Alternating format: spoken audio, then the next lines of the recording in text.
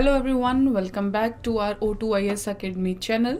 सो आज हम फिर एक और टॉपिक के साथ स्टार्ट करेंगे अपनी पॉलिटी बाइट सीरीज में। आज का जो टॉपिक है वो बेसिकली हम सबका बहुत ही ज़्यादा ज़रूरी इम्पॉर्टेंट, हमारी लाइफ में बहुत ज़्यादा इम्पॉर्टेंट टॉपिक है। और आपके एग्ज़ाम्स में भी, आप किसी भी एग्ज़ाम की तैयारी करें, आपको इस पर्टिकुलर टॉपिक से ज़रूर क्वेश्चन मिलेगा। ठीक है, so the topic is fundamental rights. तो इस पर्टिकुलर लेक्चर की अगर आपको पीडीएफ डाउनलोड करनी है, you can subscribe to our Telegram channel of O2IS academy. Plus आप हमारी ऐप भी डाउनलोड कर सकते हैं, O2IS अकेडमी की ऐप, जिसमें आपको ये लेक्चर्स तो मिलेंगे ही पॉलिटी बाइट्स के, प्लस और स्टडी मटेरियल, बाकी सब्जेक्ट्स को लेके भी आपको लेक्चर्स और स्टडी मटेरियल बिल्कुल फ्री उसमें मिलेगा, जो आपको बाकी चीज़ों में बहुत हेल्प करेगा। So let's start with the today's topic that is fundamental rights.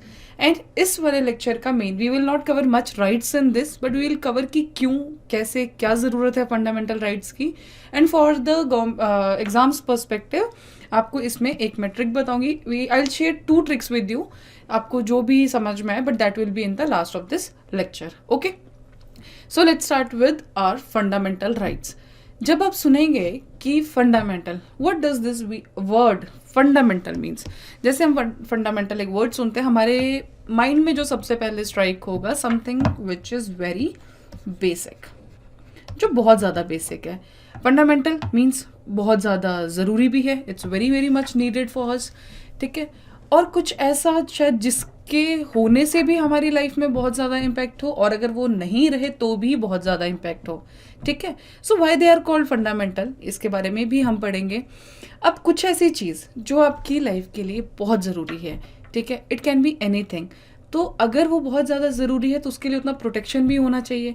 ऐसा ना होना कि आप एक दिन उस बेसिक चीज़ के साथ आप रात को सोएं और वो सुबह को जब आप उठे तो वो ना रहें। So we need a very much specific protection for that. ठीक है, तो वो बेसिक चीज़ जो हम यहाँ पे बात कर रहे हैं, इस लेक्चर में बात कर रहे हैं, दैट इज़ फंडामेंटल राइट्स। ठीक है, और जब बात आती है प्रोटेक्शन की, and when we talk about our country that is India, तो हमारे लिए protection means supreme, means law. जो हमारा सुप्रीम लॉ है वो है हमारा कॉन्स्टिट्यूशन। तो अगर कोई चीज़, किसी चीज़ को ये कॉन्स्टिट्यूशन प्रोटेक्ट कर दे, तो इससे बड़ा प्रोटेक्शन कुछ भी नहीं है हमारी बेसिक नीड के लिए। ठीक है, फंडामेंटल राइट्स हमारे लिए बहुत ज़्यादा ज़रूरी हैं, बिकॉज ये आपकी एक इंडिविजुअल की डिग्निटी को स्पेसिफाई करते हैं। ठीक है, आपको कैसे जीना है, ऐसा ना हो कि कोई भी स्टेट आ रहा है, गवर्नमेंट, पार्लियामेंट, कोई भी आ रहा है, आपके पर्टिकुलर राइट्स को छीन के जा रहा है। ठीक है, जिससे आपकी लाइफ ही हिल जाए, लाइक आपको पता ही नहीं है कि नेक्स्ट मोमेंट में आपके साथ क्या होगा।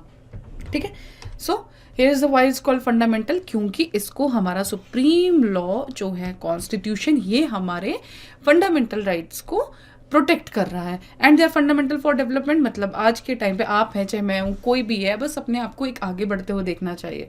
ठीक है, तो उस डेवलपमेंट के प्रोसीजर में, उस एक पाथ में आपके अंदर रुकावटें ना आए, जो आपके बेसिक अधिकार हैं, जो बहुत ज़रूरी हैं, जिनके साथ ही आप आगे बढ़ सकते हैं, उनके लिए कोई प्रोटेक्शन हो, तो that's why they are called fundamental. Okay, now so basic, this is the normal definition for the same, and the definition is fundamental rights के लिए कि these are the basic human rights। see, human rights जो वाला concept है ना, this particular, ये था हमारे फ्रांस में। हालांकि फंडामेंटल राइट्स का जो कंसेप्ट है वो लिया गया है यूएसए से, बट ह्यूमन राइट्स का जो नॉर्मल कंसेप्ट था सबसे पहले वो आया था फ्रांस के उसमें। ठीक है, उनके प्रियम्बल में भी मेंशन्ड है ह्यूमन राइट्स।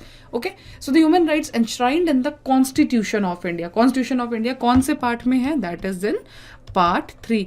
हमने पहले पढ़ा था पार्ट 1, पार्ट 2, पार्ट 2 में हमने सिटीजनशिप पढ़ा था। उससे पहले मैंने आपको बताया था आर्टिकल्स, हम जो सीरीज में चल रहे हैं, we are going from first article to last article तक हम पहुंचेंगे। So meanwhile we are also dealing with the same parts of our constitution, जैसे जैसे वो एक सीक्वेंस वाइज उसमें मेंशन्ड है।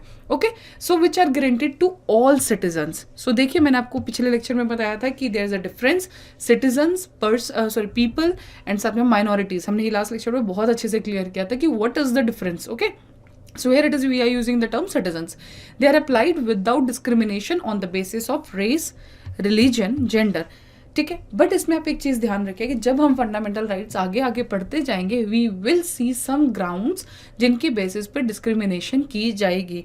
सो वो जो डिस्क्रिमिनेशन की जाएगी वो इसलिए की जाएगी बिकॉज हो सकता है किस पर्टिकुलर ग्रुप के लिए या किसी पर्टिकुलर सेक्शन के लिए हमें उनके डेवलपमेंट के लिए, ताकि वो बाकी सेक्शंस के बराबर में आ जाए, ठीक है, उसके लिए हमें वो चीज़ चाहिए होगा, वही हमें उस डिस्क्रिमिनेशन को करना होगा। चाहे हम वुमेन की बात करें, ये सब कुछ हमारा हिस्ट्री से रिलेटेड है कि वुमेन की जो कंडीशन थी वो पहले कैसी थी।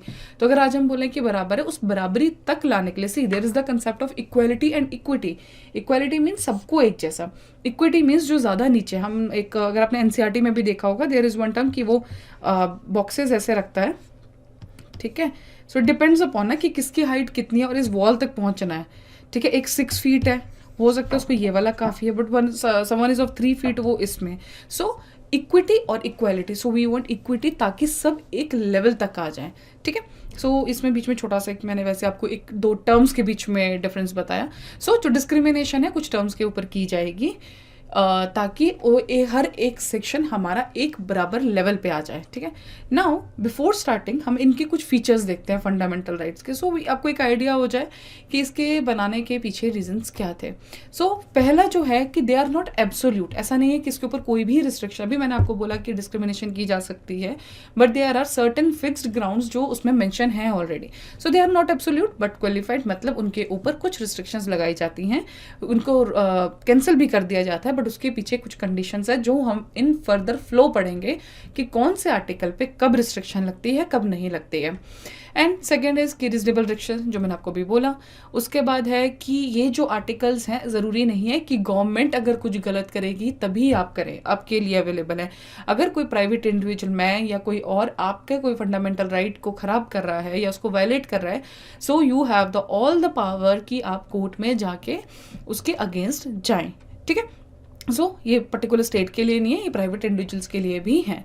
Then they are justiciable in nature, हमारे पास लीगल राइट्स हैं, ह्यूमन राइट्स है, सब कुछ है, हमारे पास डीपीएसपीस है, but the fundamental rights are the only rights which are justiciable in nature.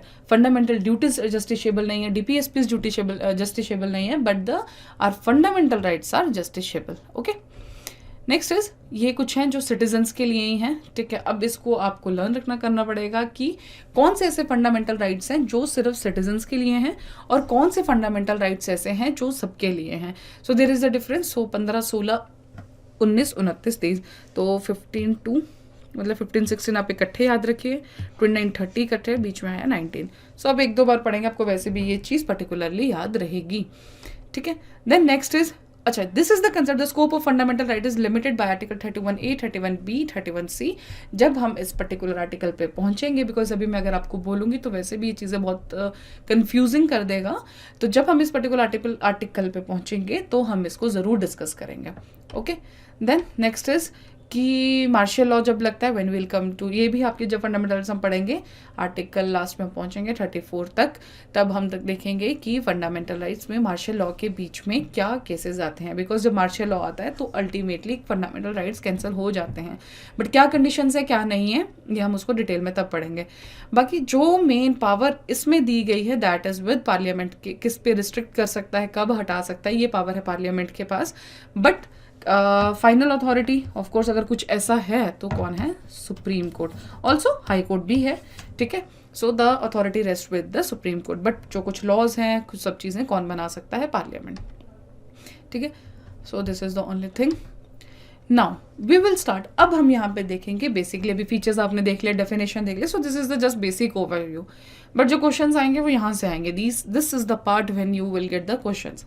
यहाँ से भी नहीं आएंगे, but at least this will be the main area, ये पूरा एक आपका पार्ट में क्या क्या कंसिस्ट करता है वो इसमें है। See, so when it comes to the fundamental rights, ये किस में आता है, part 3 of the constitution. Be very very much attentive, because इसमें आज मैं कवर करूंगी सिर्फ आर्टिकल 12, 13 और कुछ डॉक्ट्रिन्स, बट इनको आपको डिटेल में समझना इसलिए जरूरी, बिकॉज सबको पता होगा कि आर्टिकल 12 स्टेट में, लेकिन अभी जिस टाइप के क्वेश्चंस आ रहे हैं तो बहुत एनालिटिकल वे में क्वेश्चंस आ रहे हैं, ठीक है। तो थोड़ा ध्यान से देखिए, बिकॉज इस पर्टिकुलर लेक्चर के बाद आपको ये सब चीज़ें क्लियर हो जाएंगी डिटेल में, ठीक है।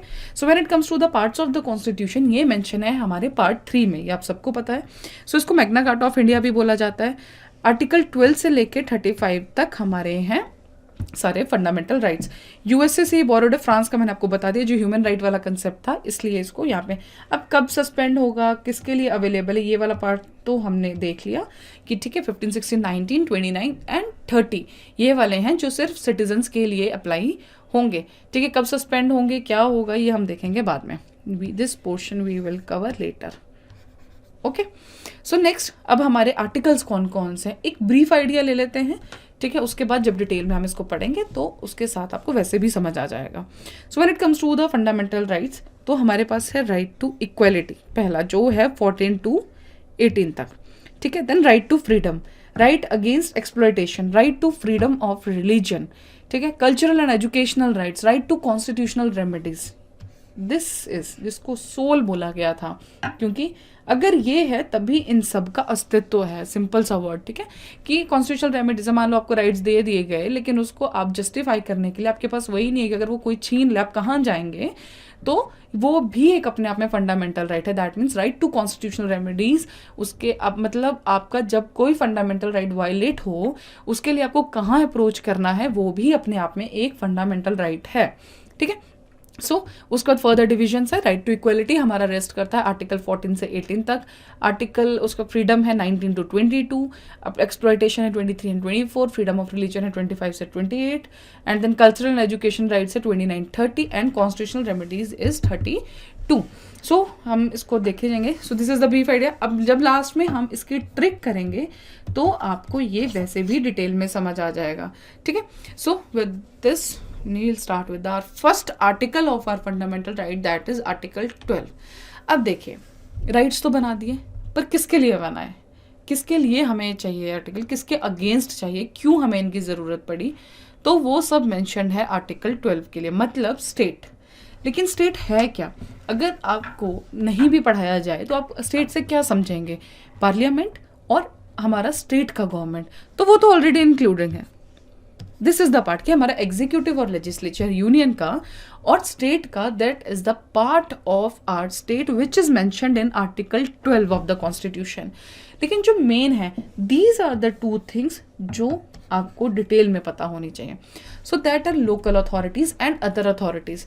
एज अ कॉमन मैन आप एक बात सोचिए कि अगर आप हैं, ठीक है, या कोई भी एक गांव का इंसान है, उसको स्टेट गवर्नमेंट और पार्लियामेंट के पास रोज का उनका कोई लेना देना नहीं है, लेकिन पंचायत से या उसके डिस्ट्रिक्ट बोर्ड से या किसी म्यूनिसिपल कॉर्पोरेशन से उसका रोज का लेना देना है। तो अगर वहां से अगर उसका कोई फंडामेंटल राइट वायलेट होता है तो वो कहाँ जाएगा, क्या उसकी अथॉरिटी है, क्या वो स्टेट में इंक्लूडिंग है?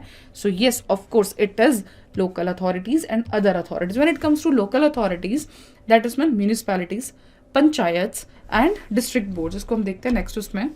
सो ओके, तो हमारे जो लोकल अथॉरिटीज जो हमारे नॉर्मली काम करते हैं वो इसमें included. Now comes to the other authorities, कौन सी अथॉरिटी, तो जब अदर अथॉरिटीज की हम बात करेंगे, so they are statutory and non statutory authorities दोनों। ठीक है, so when it comes to statutory authorities, तो इसमें अगर नेशनल ह्यूमन राइट्स कमीशन हो गया, national commission for women, national law commission, green tribunal, national consumer dispute, इस तरह के जो कमीशन हैं ये भी हमारे स्टेट में आएंगे। तो अगर ऐसा कोई इंस्टीट्यूट है जहाँ पे आप जाते हैं और आपका फंडामेंटल राइट वायलेट किया जाता है, या फिर सेंट्रल ब्यूरो CBI हो गया, CVC हो गया, लोकपाल लोकायुक्त, इनमें से अगर आप किसी के भी पास जाते हैं तो आपके फंडामेंटल राइट वायलेट होने पे you can directly approach to the Supreme Court. So यहाँ पे मैं आपको एक छोटा सा, जब हम इस आर्टिकल को पढ़ेंगे वैसे भी बताऊंगी, but I tell you one thing, fundamental rights में अगर आपका वायलेशन होता है तो you can directly go to the Supreme Court. आप हाई कोर्ट भी जा सकते हैं, बट अगर आप सुप्रीम कोर्ट भी जाते हैं तो सुप्रीम कोर्ट को आपका केस सुनना पड़ेगा direct. You don't need that procedure कि आप पहले डिस्ट्रिक्ट कोर्ट जाए, हाई कोर्ट जाए, उसके बाद आप जाए। No, you can directly approach to the Supreme Court of the nation, and ये अपने आप में एक फंडामेंटल राइट है आर्टिकल 32 के under when it comes to the remedies। okay, and high court के लिए जब आता है तो इट इज आर्टिकल नंबर 226। ठीक है, नाउ सबसे बड़ा क्वेश्चन कि does judiciary come under state. हमने पढ़ तो लिया कि हमारे पास लॉ है, हमें पार्लियामेंट लॉज बनाती हैं, और सुप्रीम अथॉरिटी जो है वो सुप्रीम कोर्ट जो है वो सुप्रीम अथॉरिटी है, बट क्या वो अपने आप भी इसके अंडर आती है?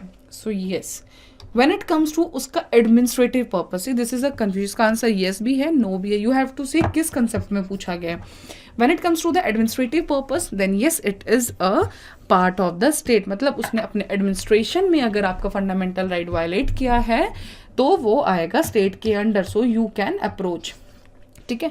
बट अगर वो जस्टिस दे रहा, मान लीजिए कोई ऐसा फंडामेंटल राइट है जिसको वो कैंसिल कर रहा है या कुछ भी है और आप कहें नहीं मेरा फंडामेंटल राइट वायलेट, तो नहीं, then it does not come under the part of state. जब कोई भी जजमेंट दी जा रही है, कोई जस्टिस की जा रही है, तो जुडिशरी का वो वाला जो काम है वो आपके स्टेट के अंडर नहीं आएगा, ठीक है। देन नेक्स्ट इज, ये हमने उसमें जो भी हमने इसमें देखा, these are the only points जो इसमें थोड़ा सा मेंशन है, जब आप PDF डाउनलोड करेंगे तो आप इसमें देख सकते हैं। नाउ नेक्स्ट इज कि डिटर्मिनिंग स्टेट के लिए कौन सी कंडीशंस है जो हम देखेंगे जिससे हम ये बोलेंगे कि हाँ ये पर्टिकुलर जो ऑर्गेनाइजेशन है या कोई इंस्टीट्यूशन है ये स्टेट है। सो पहला है जो एंटायर शेयर कैपिटल है वो किससे पास होना चाहिए, गवर्नमेंट के पास, फाइनेंशियल असिस्टेंस हो या मोनोपोली स्टेटस हो, deep and pervasive state control हो, फंक्शन ऑफ द कॉर्पोरेशन हो, a department of the government is transferred to the corporation. इनमें से अगर कुछ भी है then we will determine the particular institution into the state. So what we have learn that article 12 only includes कि what is the definition of state. अगर हम बात कर रहे हैं पूरी पार्ट 3 की, तो कौन कौन सी ऐसे इंस्टीट्यूशंस हैं, कौन सी ऐसी चीजें हैं जो उसमें एंटर होंगी, कौन से स्टेट के अंडर होगी, तो वो पर्टिकुलर स्टेट की जो डेफिनेशन है वो है हमारे आर्टिकल नंबर 12 में। Now one of the most important article, सारी फंडामेंटल राइट के आर्टिकल्स बहुत इंपॉर्टेंट है, but now will study with the article 13। इसके अंदर कुछ प्रिंसिपल्स हैं, कुछ डॉक्ट्रिन्स हैं जो आपको बहुत ध्यान से देखनी चाहिए। रीजन भी आपके पास क्वेश्चन भी आ सकते हैं, and you will in detail understand the concept of article 13। तो आर्टिकल 13 मीन्स, इसका मैंने सिंपली लिखा है जुडिशियल रिव्यू, ठीक है। जुडिशियल रिव्यू मतलब कि सुप्रीम कोर्ट की क्या पावर है, क्या सुप्रीम कोर्ट उस चीज को देख सकता है, नहीं देख सकता है। सो आर्टिकल 13 अपने आप में ये पावर देता है कि जुडिशियल रिव्यू की पावर किसके लिए, लॉज इनकंसिस्टेंट विद और in the derogation of the fundamental rights, ठीक है। मान लीजिए आपका कोई फंडामेंटल राइट है, उसके अगेंस्ट कोई ऐसा लॉ आता है जो आपके फंडामेंटल राइट को कैंसिल करता है, तो क्या फंडामेंटल राइट कैंसिल होगा कि लॉ कैंसिल होगा, law will be cancelled. So this power is under the judicial review, that means article 13 of the constitution, ठीक है।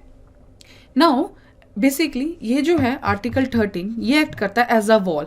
ये कुछ चीजें हैं जो हमें भी आपको देख के समझ आएंगी। तो ये एक्ट करता है एज अ वॉल किसके पास, स्टेट्स और हमारे राइट्स और फ्रीडम के बीच में, ठीक है। कि स्टेट कुछ ऐसा ना करे कि हमारा जो ये एक वॉल है 13, अगर स्टेट मान लो कुछ ऐसा करता है कि जब आपका राइट या फ्रीडम कोई जाता है तो आर्टिकल 13 यहाँ पे बीच में आ जाता है, ठीक है। Sorry, so that have the power of the article 13। Now when we come with the article 13, तो इसमें हम देखते हैं 4 प्रिंसिपल्स, 13 क्लॉज 1, 2, 3 एंड 4। अब देखिए जब बात आती है हमारे लॉज की, तो जो फंडामेंटल राइट्स पिक्चर में आए ये कब आए, इस डेट में। तो क्या इससे पहले कोई लॉज या रेगुलेशंस नहीं थे, ऑफ कोर्स थे। तो 13 क्लॉज 1 बोलता है उन लॉज के लिए जो प्री कॉन्स्टिट्यूशनल लॉज है, मतलब कॉन्स्टिट्यूशन के आने के पहले जो लॉज थे, अगर उनमें से एक लॉ कोई भी ऐसा लॉ है जो हमारे फंडामेंटल राइट को वायलेट करता है, तो उस पर्टिकुलर लॉ को कैंसिल कर दिया जाए। इसका एग्जांपल है 1930 में एक एजुकेशन एक्ट था, वो सही था, लेकिन उसका एक क्लॉज था कि एक पर्टिकुलर सेक्शन ऑफ सोसाइटी उसमें मेंशन था कि उनके लिए एजुकेशन नहीं है, ठीक है। तो under article 13 clause 1 pre constitutional laws के तहत ही इस पर्टिकुलर जो क्लॉज था उसको खारिज कर दिया गया था, ठीक है। देन 13 क्लॉज 2 है पोस्ट कॉन्स्टिट्यूशनल लॉ। आज भी ऐसा हो सकता है कि कोई पार्लियामेंट ऐसा लॉ पास कर दे कि जिससे हमारा फंडामेंटल राइट वायलेट होता है, तो आप उसमें क्या करेंगे, वो 13 क्लॉज 2 मतलब 13 आर्टिकल के अंडर आप उसको कैंसिल आउट कर सकते हैं। So here comes with the 2 doctrines. 13 को पढ़ने के लिए आपको 2 डॉक्ट्रिन्स बहुत अच्छे से क्लियर होने चाहिए, that is doctrine of severability and doctrine of eclipse. यहाँ पे कुछ नहीं, अब हम इसको आते हैं। पहले आप देखिए इस पिक्चर को, this picture, this is one, what is this, जो हम फिल्टर टाइप हम यूज करते थे, फिल्टर पेपर। तो जब आप फिल्टर पेपर से कुछ चीजें निकालते हैं, फिल्टर पेपर में कोई चीज आप डालेंगे तो कुछ चीजें तो निकल जाएंगी, ठीक है, और कुछ चीजें हैं जो ऊपर बच जाएंगी, रेजिड्यू, कुछ चीजें ये बच जाएंगी। तो डॉक्ट्रिन ऑफ सेवरेबिलिटी ये बोलता है, जब हम सेवरेबिलिटी की बात करेंगे तो आप ध्यान रखिएगा सेपरेबिलिटी, मतलब प्री कॉन्स्टिट्यूशनल लॉज जो ये हैं, ये वाले लॉज जो हम जिन्होंने हमारे फंड, ये क्या जो फिल्टर पेपर है इसमें, सी जो ये फिल्टर पेपर है that is are fundamental rights, जो इस चीज को क्रॉस कर गया, मतलब प्री कॉन्स्टिट्यूशनल लॉज जिन्होंने हमारा कोई फंडामेंटल राइट वायलेट नहीं किया गया, उसको बोलते हैं डॉक्ट्रिन ऑफ सेवरेबिलिटी। मतलब हमने सेपरेट कर दिया कि ये वाले जो राइट्स हैं या ये वाले जो लॉज हैं जो कॉन्स्टिट्यूशन के पहले से लागू हैं लेकिन वो फंडामेंटल राइट हमारा खराब नहीं कर रहे हैं, तो आज भी वो चीज हम अप्लाई कर सकते हैं। प्लस ठीक है, so to separate any law which is inconsistent with the fundamental right, so severability से आप याद रखेंगे सेपरेबिलिटी। ठीक है, अच्छा इसके साथ अगेन मैं आपको हमेशा से बोलती हूँ कि polity means cases, amendments and everything. तो एक केस है AK गोपालन वर्सेस स्टेट ऑफ मद्रास, जिसमें भी ये यूज किया गया था। Then next comes is the doctrine of eclipse, means to hide, to shadow. मान लीजिए कुछ ऐसा है, कोई ऐसा लॉ जो आज जरूरी नहीं है, ठीक है, हो सकता है उसका जो पर्टिकुलर क्लॉज है वो आज जरूरी नहीं है, आने वाले कल में आज वो फंडामेंटल राइट को वायलेट कर रहा है। ठीक है, आज कोई भी हम आर्टिकल लेते हैं, इस फंडामेंटल राइट को वो वायलेट कर रहा है, लेकिन आने वाले कल में क्या होता है कि जो वो फंडामेंटल राइट है वही कैंसिल हो जाता है। ठीक है, मतलब फंडामेंटल राइट जो जिसके तहत हमने ये बोला था कि ये वाला हमारा पर्टिकुलर लॉ इस फंडामेंटल राइट को वायलेट कर रहा है, अगर वो फंडामेंटल राइट ही कैंसिल आउट हो जाता है तो ये लॉ जो है वो अपने आप जिंदा हो जाएगा, it will have the life. ठीक है, तो सिर्फ ये कुछ टाइम बीइंग के लिए उस चीज को शेडो कर देता है, मींस हमारा जो फंडामेंटल राइट है वो उस लॉ को शेडो कर देगा कुछ टाइम के लिए, लेकिन जैसे ही कभी भी हो सकता है, बिकॉज फंडामेंटल राइट पार्लियामेंट के पास पावर है, कुछ ऐसा हो फंडामेंटल राइट को, जैसे राइट टू प्रॉपर्टी भी हमारा फंडामेंटल राइट था, बट विद टाइम पैसेज हमें लगा कि नहीं उसको फंडामेंटल राइट में डालना नहीं चाहिए, सो हमने उसको कैंसिल कर दिया। ठीक है, तो फंडामेंटल राइट अगर कैंसिल होता है तो ये लॉ वापस पिक्चर में आ जाएगा। तो डॉक्ट्रिन ऑफ एक्लिप्स यही बोलते हैं। तो आपको इसमें दो चीजें याद रखनी है, सेवरेबिलिटी मीन्स सेपरेबिलिटी, सेपरेबिलिटी सेम सेम लेगा, आपको याद रखना है कि सेपरेट करना कि फिल्टर पेपर है उसमें फंडामेंटल राइट को आप रखो, जो उससे क्रॉस कर जाएगा मीन्स वो सही है और जो ऊपर रह जाएगा वो खराब है, मतलब वो हमारे फंडामेंटल राइट्स को वायलेट कर रहा है। ठीक है, तो जो ऊपर है वो परमानेंटली नहीं मरेंगे, हो सकता है जिस फंडामेंटल राइट को वो वायलेट करेगा उस पर्टिकुलर फंडामेंटल राइट के कैंसिल होने के बाद उसी चीज को वो वापस पिक्चर में ले आएगा। So the doctrine states that if any law becomes contradictory to the fundamental rights then it does not permanently die but becomes inductive as soon as that fundamental right is omitted. So इसके साथ भी 3 cases हैं, Bhikaji Narayan case 1955, Deepchand case 1959। तो Bhikaji Narayan case में basically ये बोला गया था कि ये अप्लाइड है दोनों के लिए, जो पहले के लॉज हैं और बाद के लॉज है, मतलब pre constitutional post constitutional. Deepchand case में बोला गया कि ये सिर्फ प्री कॉन्स्टिट्यूशनल के लिए अप्लाइड है। देन अंबिका मिल केस है, उसमें फिर से यही बोल दिया गया कि ये प्री हो चाहे पोस्ट हो, ये दोनों में अप्लाइड होगा। तो आपको ये केसेस हैं, बहुत बेसिक केसेस हैं, मतलब आप इसको नॉर्मली नहीं सुनेंगे कहीं भी, बहुत स्पेसिफिक केसेस है इसी पर्टिकुलर आर्टिकल के साथ। हाँ, ये आपको बाद में भी पिक्चर में मिलेगा, but this Bikaji Narayan case and Deepchand case ये इसके साथ स्पेसिफिक है। ठीक है, नाउ देन 13 क्लॉज 3 बोलते हैं मीनिंग ऑफ लॉज, कि किसके अगेंस्ट हम जा सकते हैं, लॉज हों, रेगुलेशंस हैं, ऑर्डिनेंस, ये सब डेफिनेशन ऑफ लॉज में आते हैं। 4th क्लॉज बोलता है कि क्या जो हमारी कॉन्स्टिट्यूशनल अमेंडमेंट्स हैं वो उनको भी हम चैलेंज कर सकते हैं अंडर आर्टिकल 13। सो इसमें हम पढ़ेंगे 3 केसेस। जब शंकरी प्रसाद केस 1951 में आया था, इसमें ये कहा गया था कि जो कॉन्स्टिट्यूशनल अमेंडमेंट है that is not the part of law. ठीक है, गोलकनाथ केस 1967 आया, उसमें बोला गया कि कॉन्स्टिट्यूशनल अमेंडमेंट्स को भी चैलेंज किया जा सकता है, बट उसके बाद आता है 24 कॉन्स्टिट्यूशनल अमेंडमेंट, ये जो पार्लियामेंट ने किया था 1971 में। ठीक है, इसने बोला कि कॉन्स्टिट्यूशनल अमेंडमेंट को चैलेंज नहीं किया जा सकता, क्योंकि कॉन्स्टिट्यूशनल अमेंडमेंट की पावर किसके पास है, पार्लियामेंट के पास। तो पार्लियामेंट तो यही चाहेगा कि हाँ हमारे पर्टिकुलर किसी भी लॉ लेजिस्लेशन को चैलेंज नहीं किया जाए। सो ये 3 केसेस। उसके बाद जो फाइनल केस आता है that is KBC Kesavananda Bharati case 1973। तो इसमें कहा गया कि can not be challenge, constitutional amendment को चैलेंज नहीं किया जा सकता बशर्ते आपका जो basic structure of the constitution है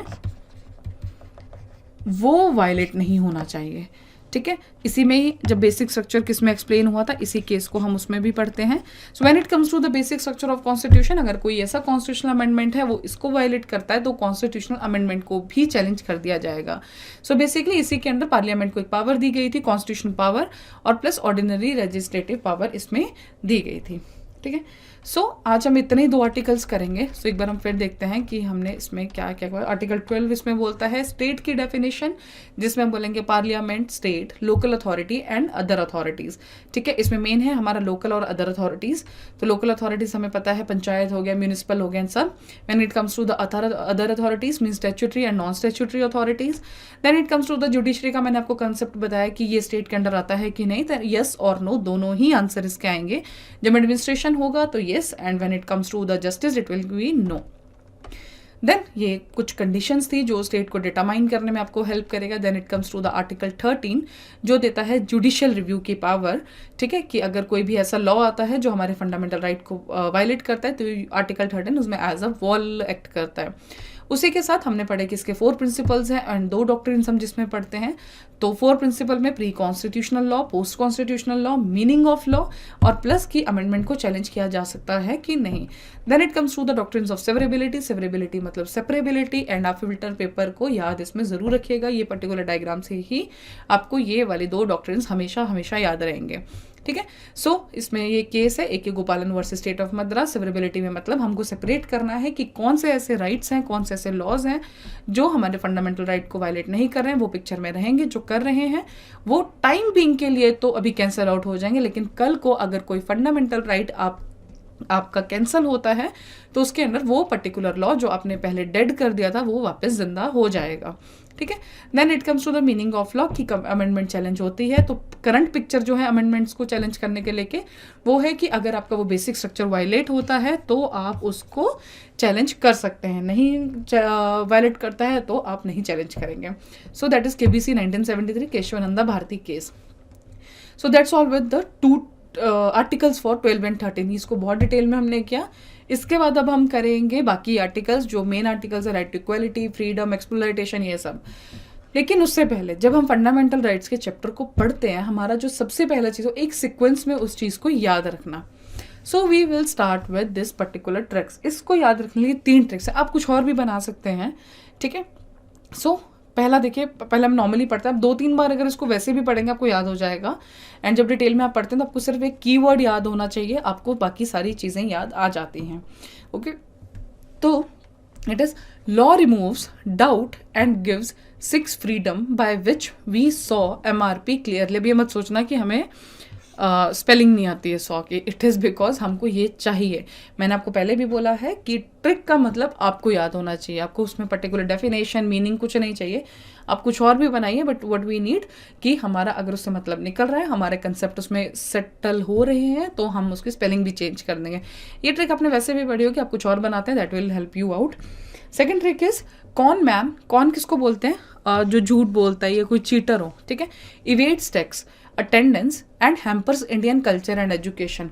तो देखो अगर इसको हम रिलेट भी करें, and then third is Supreme Court will catch Ramlal. अगर हम इसको थोड़ा सा रिलेट भी करें याद करने के लिए, law removes doubt and give 6 freedom by which you saw MRP clearly.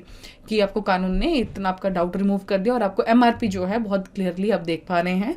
लेकिन फिर भी एक ऐसा चीटर आदमी है जो टैक्स और अपनी प्रेजेंस मतलब अटेंडेंस को इवेट कर रहा है, वहाँ से भाग रहा है। तो उससे क्या हो रहा है, हमारा इंडियन और culture education, because Indians were known for honesty, ये वो, तो उसके लिए कल्चर एजुकेशन हमारा खराब कर रहा है वो, बिकॉज वो ये चाहे वो टैक्स चोरी कर रहा है, अटेंडेंस की चोरी कर रहा है, तो इसलिए उसको कहाँ पे जाना पड़ेगा। उसका नाम क्या है पर्सन का? कॉन्वेंट, जो वो है रामलाल। तो इसलिए supreme Court will catch the Ramlal. ये सिर्फ इसको लिंक करने के लिए एक प्रॉपर प्रोसीजर में, ठीक है, कि लॉ ने पावर दी लेकिन उसने इवेड किया फिर भी, तो कौन कैच करेगा फाइनल में? Supreme authority is Supreme court. ठीक है, तो इसका हालांकि ट्रिक में आप आगे देखें कोई यूज नहीं, मेन वर्ड है इसमें रामलाल। ठीक है, so let's start with that trick. Okay, पहले जब हम ट्रिक पढ़ेंगे then it's law removes doubt, जो हमने सबसे पहले पढ़ा। तो राइट टू इक्वालिटी है, तो उसमें देखो लॉ से क्या आएगा? Equality before law. Then removes का कोई मतलब नहीं है, लेकिन सेंस देना था इसलिए हमने उसको डाला। तो अब हम आएंगे डाउट पे। D is for discrimination, O is for opportunity, U is for untouchability, B मैंने स्मॉल इसलिए लिखा because it is not used, T is for title.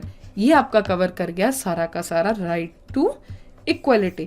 अभी देखिए, अभी मे भी आपको लगेगा कि ये इसमें क्या है, लेकिन जब हम अगले लेक्चर में राइट टू इक्वालिटी पढ़ेंगे तो आपको समझ में आएगा कि सिर्फ इतना, ये जो डाउट वर्ड है इसी से आपका पूरा राइट टू इक्वालिटी कंप्लीट हो जाएगा। बिकॉज जब हमारे पास कंसेप्ट्स की बात आती है एक बार अगर आपका कंसेप्ट क्लियर हो जाए तो उसको पर्टिकुलरली रिलेट करने के लिए आपको चाहिए होता है सिर्फ कीवर्ड।